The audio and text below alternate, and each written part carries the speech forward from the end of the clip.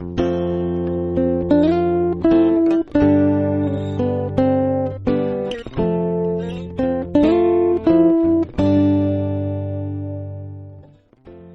this is 2 Minutes About Time with Luke Allen and Robert E.G. Black, the podcast that takes a look at the film About Time 2 minutes at a time. I am Richard Curtis, and I hope you enjoy it. And if you don't, well, you can just travel back in time 2 minutes and listen to something else. I'm one of your hosts, Luke Allen. I'm joined as always with my co-host, Robert E.G. Black. Hello. And with our special guest for this week, my former film teacher, Kate. Hi. I guess I've already introduced you. I normally ask the guests to introduce themselves, and I've kind of done that anyway. But is there anything you want the listeners to know about you, I guess, and who you are? Probably not, actually. I don't want to bore them any more than they need to be. So, what was your first experience with the film About Time? I watched About Time probably about 3 years ago and sobbed most of the way through it. I'm not a massive rom-com fan generally, but there are some amazing ones out there. And yeah, it kind of became, in our household, a favourite to the point that we actually bought copies for other members of the family to go away and watch. It came at a time where that kind of father-son relationship really hit a nerve. And I think it's something that I've been able to rewatch, a little bit like Love Actually in that sense. It's one of those feel-good but really, really relatable films. And it's certainly one that we keep a copy of so that when the little one is old enough, he will also have the pleasure and experience of it. That's good. You seem to be one of the first people on the show to actually have appreciated it the first time round. Like, most people watched it once and then forget about it really quickly. And then as soon as they watch it again, it's like, oh yeah, this was good. And they just, so it's kind of weird like that. So today we're looking at 91 and 92 of About Time. And we open with Kit Kat in hospital after the crash and after Tim has decided that she needs to sort her own life out rather than him getting involved. And Robert, you were talking over the last couple of weeks about your theory that there isn't actually any time travel in this film at all, and that it's a psychological way of sorting out that problem. Yeah, and Tim's taking Kit Kat back. Definitely works here. Really might as well just be in her head, because it's like, imagine what you would have done differently, now do that. Because now it's just reset to the present anyway. Kit Kat says, really, which is in response last episode to the question, to him mentioning how Jay has had a crush on her. Tim says, yeah. She says, weird. Thinking of asking him to dinner, are you free? She says, might be. Might have to freshen up a bit first. And Tim says, yeah, you look shit. And that's where this scene concludes. So, I mean, I guess before we go into the house, which is where the majority of this minute takes place, are there any sort of final thoughts on Kit Kat in hospital on this whole exchange? Well, from you, Kate, I would be curious what you think of the whole Kit Kat, like him trying to go back and fix her life, because we've had 2 weeks to talk about that. Mm. Yeah, I hate it. Robert likes it. So this is... Yes, I love it. No, I think I really like that kind of perspective on it, actually, that kind of visualizing for the spectator the internal dialogue that somebody would have, the hindsight that if you had the opportunity to go back, you would do it this way. I quite like that. I hadn't thought about it in that sense, actually. Very much watched it as in an ideal world, would you even do that? And then start to compare to other things like, take a darker turn on Butterfly Effect and other things and how it always impacts in some way. But you don't see that much here. So actually the internal dialogue makes perfect sense. I think what I really like about this scene, it was quite a nice one to start with, because I thought in about 25 seconds, it kind of just had a little snapshot of that really British comedy, kind of rom-com, the dry wit, sense of humour, the people that you love telling you that you look shit, you sticking your middle finger up, and actually through facial expression, through the shots, through gesture and very, very minimal dialogue, it was a real snapshot of British family life. And that kind of, yes, things are shit, but chin up and I'll take the piss out of myself. Am I allowed to swear? I'm so sorry. Yeah, well, some we bleep, some we don't. We see how it goes.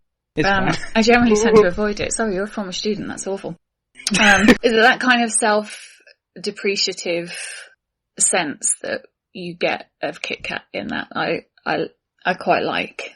And I also really, really liked, you kind of felt like you were in the hospital as the spectator. You relate to that, whether you've been in it or you've been with somebody that has. You know, the diegetic sound, you can hear the beeps in the background. There's the kind of little bits of kerfuffle muted, as it makes it very, very real. And the shots are, you know, you might I think it was have a good focus. choice for them to have filmed in a real hospital as well. Like, this isn't a set. They just took a room in a hospital and filmed in it. I think you can feel that because you've got that noise and that. Yeah, right down to, you know, the props. Your blue and white NHS stuff, your hospital gown in terms of costume. But there's a little bit where, you know, you just see a little bit where she's taking the celebrations tub of chocolate off the hospital table. And for us, it's either grapes or it's heroes or celebrations when you go and see somebody in hospital. And I thought that was a really, really nice real life touch. You know, the mechanics of it all was there, but not to the extent that it was like an episode of House. You know, it didn't detract from the characters in any way. So yeah, I mean, we go straight after that into Mary and Tim's home where Joanna's looking after the child. And Joanna is very glad that Mary's back because she said it's been a total nightmare. And Tim says, I know, it's all fine. Anyway, where is she? She said, it's the single worst night of my life. Where's Posey? And obviously Tim's so excited to see Posey because he's last time he went to see Posey, it was a different child. So he sort of has to... Oh, are we assuming, Robert, that this is the first time he's seen Posey since the child swap? I don't think he would have stayed for days at the hospital without checking on that. But for the movie purposes, the feeling is the same. It's the first time we've seen Posey, so it's still that. And we that see that it's the same Posey. They didn't do a third kid. Yeah, it's very surprising that Tim, as we discussed before, somehow manages to go back in time to stop himself from going back in time and saves that. Yeah. And the question of that then opens up the whole series of stuff later on with why he can't go back and see his dad if he doesn't then stop himself afterwards from going back and seeing his dad. I don't know, it's just... This is the main problem. As I said, I love this film, but the main problem I have with this whole thing is if I feel like it brings up more questions than it answers. I think that's quite typical. Well, maybe he doesn't remember the thing he erases. And it's quite typical of time travel as a theme, I think. Yeah. You know, you can watch any film with time travel in and pull it apart, and people love to do that. You know, you go to the deep undergrounds of Reddit or scroll down far enough on IMDb and you will find 101 things that are wrong with any time travel movie. So I think you kind of have to suspend disbelief. It's there, it's a thing, and, you know, in context I can kind of forget the little bits like that, I suppose. Because as a whole, it does what you want it to as an audience, I think. And I think it is one of those things where it's like, what would be the point? I mean, obviously when we're dissecting it here, it's different. But if you watch the film and you decided to fall it apart, yeah, it would fall apart in pieces, but then you've just ruined it for yourself. Like, it's a time travel film that's not about time travel. So why get caught up in that, I guess, is the main thing. You don't approach it as a science fiction. Yeah. Which I know is kind of ironic because we're getting caught up in that, but we have done weeks and weeks of praising the film. Except Ewan McIntosh, Big Keith from The Office, he came on and hated on the entire film, so that was fun. Yeah, so Tim says, where's Posey? And Joanna says, how is his sister? She's okay. And then we have Tim, finds Posey and goes, there she is. Hello, darling. How are you doing? And it's odd here, really, that, Richard Curtis commented on the commentary even, that, you know, when he's so excited to see Posey, she's really upset. And obviously that he said that wasn't, you know, a deliberate decision, it was just the baby happened to be crying at that point, and they can't really do much about that. I think it really works. I guess it's realistic. I think it really works though, and I think it was dealt with really well afterwards, because the contrast between this screaming child that, you know, and we don't see the character that obviously greets them at the door and it's the worst night of her life. We don't see her face at that point. We see her from the back. She is not important, but what she's got to say about the child is. and then her dialogue fades off and we don't follow her, we follow him to his child. And there's this whole daddy-daughter thing, despite the fact that she is, as described, currently being a devil child, probably teething, crying the house down, and it's chaos, but he's blinkered and he can see through that because it's daddy's little girl. But then I think that works really well against the next bit where he's on the floor playing with her before it goes to let's have another one, because then it's total calm. It's calm and it's serene, and you see, she's sat at the table. And I think that contrast, it's all of a sudden he's got this moment of peace and he's got this little snapshot that he wants life to be like. And it's, let's have another one. And I think if you hadn't had that awful screaming, crying child before, that moment wouldn't have been quite so well received. So then we do have Tim saying to Mary, let's have another one. Which I think is possibly even talking now about like his less reliance on time travel, because this is literally, days after he found out that once he has a child, he can't go back before then, and he's willing to give up the past year like that. Mm. Which Mary, of course, responds with, oh, screw that. No, that hurt, and I got fat, like fat. Yeah. And I do like Tim's, it feels really realistic, his way of incorporating Posey into it and saying, got a little bit fat, didn't she? Tell mummy you want a sister. And it's such...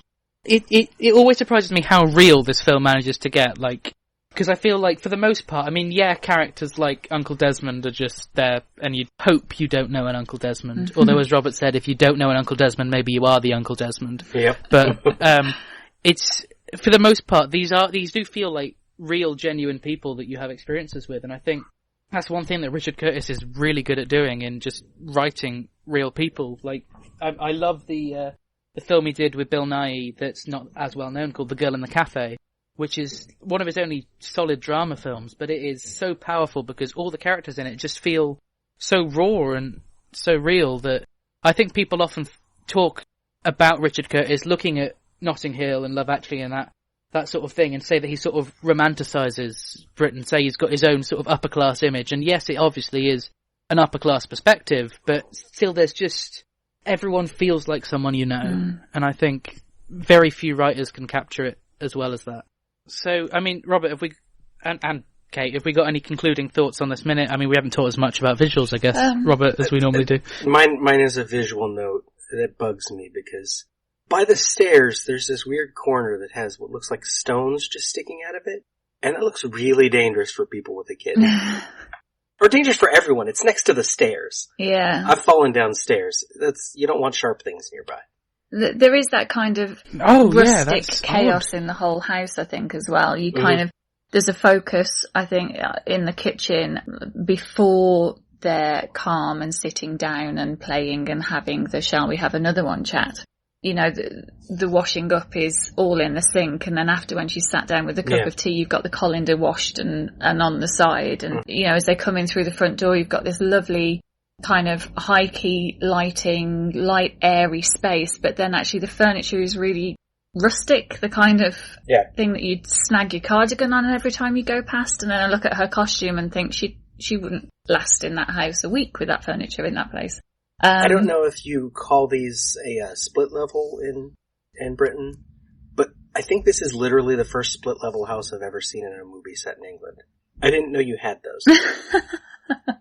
I'm going to have to Google what that means. It's where the entrance, there's the entryway, and then it's like halfway between the lower floor and the upper floor. Yeah, it's not very common to then have to walk down into your kitchen from there. That kind of comes across as though they've had an extension put onto, which is quite typical of that area where, you get into a mortgage which is nearly $1 million, and then you have to spend your whole life in it because it's cost you so much money, and you just extend and extend and extend. And the house kind of has that kind of feel, because a lot of it is, you see it in low-key lighting, it's very rustic colours, yellows, reds, oranges. And then in the kitchen and that bit where he's playing, it's very light and bright at the back of the house. And we've talked quite a lot about how the backgrounds as well, and the colours of the backgrounds tend to match a lot of the characters and what they're wearing, especially even in this scene. Even here, like Mary's grey matches the sink behind her. Posey matches the wall behind her and Tim matches the curtains. I think it's an easy way of us feeling at home with these characters to know that they're makes you comfortable. Yeah, they belong here. Comfortable as an audience. Why Desmond and Kit Kat stand out so much. Sorry, what were you saying? I was saying, no, they do. They blend quite nicely. The colour palette is one that allows you to be comfortable as an audience, but it also allows you then to spot the flags in characters where you shouldn't necessarily be comfortable, or in situations where you're supposed to feel uneasy. I noticed in the bit before in the hospital as well, you know, the dark blues and the grey and the black, kind of the outfits blend. They don't take away or detract from anything. And the outfits in the home kind of complement. They're quite muted and understated, as if it's focusing on the people and the situation, and it doesn't want to detract away from that too much. And it makes things like Mary's wedding dress stand out. Because it's one of the only times someone wears red in the movie. Yeah. And it draws your eye to that scene. Yeah, weirdly, the only other scene we can think of where someone wears red is Mary in the scene straight before. Yeah, it's straight into 92.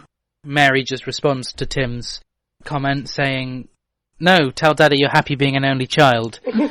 And we've got this beautiful narration that he gives, which is, it's nice to have the narration back again, because it's some parts of the film it's really present, other parts, like, Robert, did you say it's like 40 minutes at one point that we go without narration? Yeah, there's a 40-minute stretch without it. Which, I mean, you don't notice, but there is just wonderful. I guess the narration is mostly just in a passage of time, isn't it, more than anything?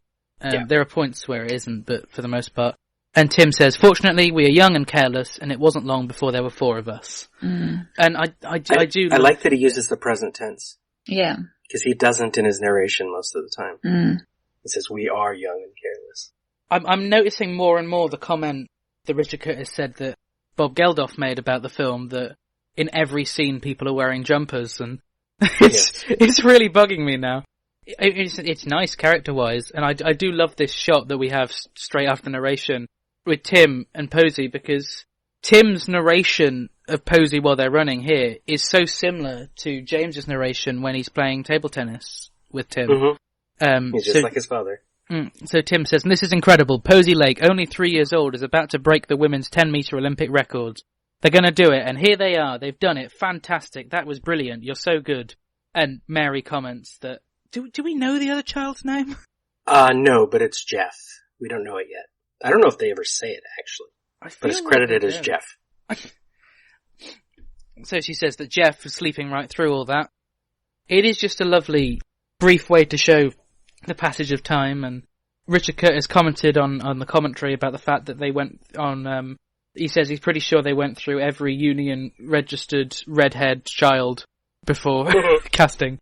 And Tim just says that all the children were, well, Donald said that all the children were his, and there's a whole joke there, but yeah, so this bit we've got, I mean, have we got any other comments on this? I'm the location guy, so I'll point out there at Cleveland Gardens. So still the same general area of London. I think for me, I like the passage of time, I like the narration, I like the growing relationship between father and daughter, because we go from being in the house and you've got that kind of 2-shot where you're switching between mum and dad, essentially, one kind of off-centre left and one off-centre right, and then you've got in the centre shot, you know, you've got a 2-shot of dad and child, both at the same level, and then the space in the middle is crossed with contact, and it really brings your focus into that's quite a close developing relationship, but he's still slightly at arm's length because it's a toddler. What do you do with it? It constantly does something that you don't expect. And then you've got this, then goes into this lovely, it's so well framed. You've got that kind of 3-point perspective with the railings on the one side and the line of trees on the other. And it draws the eye. Although Mary's at the front, kind of in the right, she's slightly out of focus, and your attention is on that green stripy child and the dad, and that kind of, we've gone from being at the same level to her looking up to and him looking down to then bringing her up as he comes further forward back onto the same level again. And I just thought that was a really nice way of showing how that's developed, and it's not arm's length now necessarily closing the gap. It's like tight hugs and throws in the air. Yeah. And I just thought that was really well shot. Even his dialogue fits it, because he's saying Posey's going to break the women's record, and then he switches to they're going to do it, and here they are. Like, he turns it into a plural. Yeah, absolutely. They are kind of one, and I think that's so sweet. The focus there, certainly in terms of positioning within the frame and how it's shot, is all on how that relationship is developing, and we see that through the gesture and the performance and the dialogue. So before we go into the exchange that we have in a moment in the house, every Monday, as of a couple of weeks ago, we like to read a really bad review of About Time, just to have laughs about it. I tried to find a professional critic's bad review, and I haven't found one yet. That's good. There was one that sort of didn't care, but it was so kind of blah. So this one... Like it. These reviews are read for comic purposes and are the views of the reviewer, not the podcast host. The reviewer's name is removed to avoid any unnecessary hate or spamming. And now, on with the show. This one is from on Letterboxd. 1 star. It opens with, its review just says, Bill Nye. You see, son, all the men in our family have the ability to time travel. Donald Gleason, what? What about the women? Bill Nye, oh no, son, that would have given them narrative agency. Anyway, have fun using your powers to get away with being a total manipulating and stalking women, while you craft yourself a perfect life formed on the basis of exploitation and lies. And that's his review. That's a good review, beautiful. actually. Yeah, it's Yeah. That's a legitimate complaint You want to come about at this it from film. a feminist angle? That's brilliant. Yeah, it is the only way I've excused different ways in how some of the women are portrayed in this film. Mary's better than Charlotte, obviously.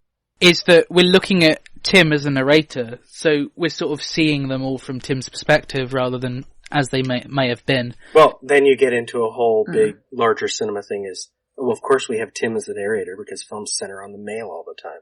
Yeah, male patriarchy. But then you just go watch so Time forth. Traveler's Wife with Rachel McAdams and you're fine, I think. Because that one's focused on her. Although incidentally, her other time travel film, Midnight in Paris, is once again focused around the man. The man, yeah. She hasn't been the time traveller yet, so that's what we're waiting for, the Rachel McAdams time traveller movie. Which surely has got to happen eventually. Maybe we'll have to write it. So we go into later at home, where Tim and Posey are colouring, and as Mary rushes downstairs and says, "Can you help me? I'm so nervous. What do I wear for dinner with our best-selling author?" Tim says, "Let me finish up with the monsters and I'll come right up." "Great, thank you. Go again?" "Okay, what about this?" she says, wearing a blue dress. He says, "That's gorgeous, job done." She said, "No, take it seriously, it's, I don't know." "No, I hate it." And Tim says, "Yeah." She says, "Boring and makes me look kinda lumpy." "Yeah, no, you're right, it is boring and lumpy. I hate it." And we conclude the minute with her saying, "Okay." So obviously this exchange carries on into the next couple of minutes, but I mean, what are we getting so far from this whole scene? Well, before we even get to the dresses, I love that Tim and Posey's coloring seems to be competitive. Because he's like, "Go again," and they both start coloring really fast. It's like they're competing to color, which is funny.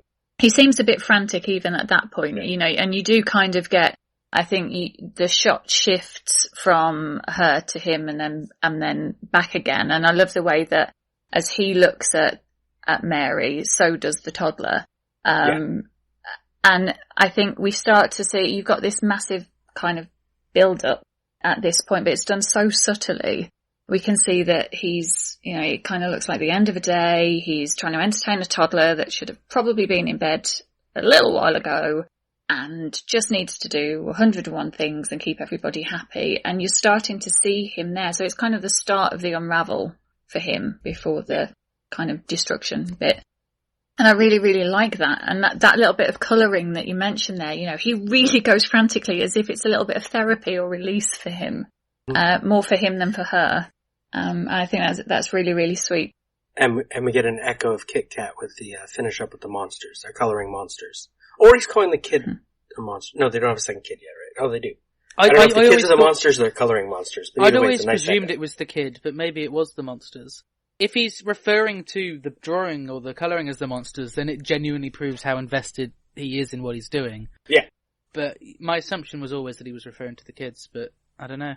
Can we talk actually about how Donal and Rachel, whilst not aging, age 9 years over this film. Like, it's just, you know, their faces don't age. Well, her hair changes a little. They do. She keeps the fringe for the most part. It gets a little longer, and her hair changes slightly. He basically stays the same. Which, considering the comments several times in the film about his bad haircuts, it's like, does he not change it once in 9 years? I mean, it's not that bad. I don't get why they comment on it as a bad haircut, but it's just fine. So have we any other thoughts on 92 before we wrap up this Monday and look at 93 and 4 in Wednesday? We'll talk about it next week, but I think the blue dress is nice. And so, Kate, if the listeners wanted to find you on social media, where could they find you? Oh, a good question. If you want them to find you. Yeah, if you want them to find you. If they want me to, if I want them to find me. I'm on and off of Twitter. I know you've got my Twitter handle, which is TeacherGeek101.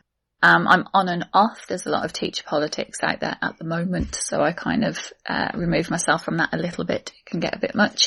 But I do like to pop on to see what's going on, certainly in terms of entertainment and film.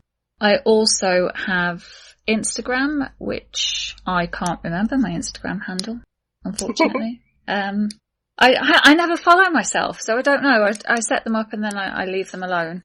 And I am on LinkedIn as well, but I'm really quite boring, so I can't imagine anybody wanting to follow me much. And Robert, where can the listeners find you? Robert E.G. Black on social media or lemmingdrops.com to find links to everything. Listeners can find me on Twitter at llama_bottle0.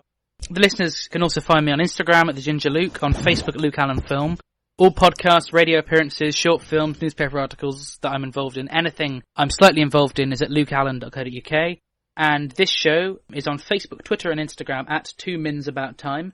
They can also join our Facebook group, The Cupboard, to discuss all things to do with About Time and this podcast in general.